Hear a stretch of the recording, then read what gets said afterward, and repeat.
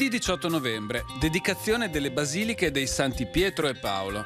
È il 322esimo giorno dall'inizio dell'anno, ne mancano 43 al termine.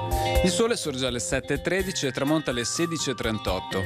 La luna si leva alle 16:18 e tramonta alle 6:03.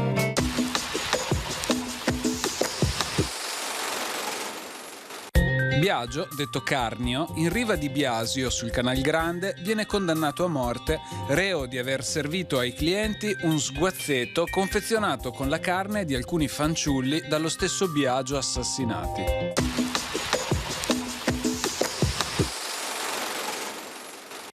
Le previsioni per domani. Cielo generalmente nuvoloso o parzialmente nuvoloso, con transito di nubi alte, specie al mattino, con foschie o locali nebbie in pianura e nelle valli durante le ore più fredde.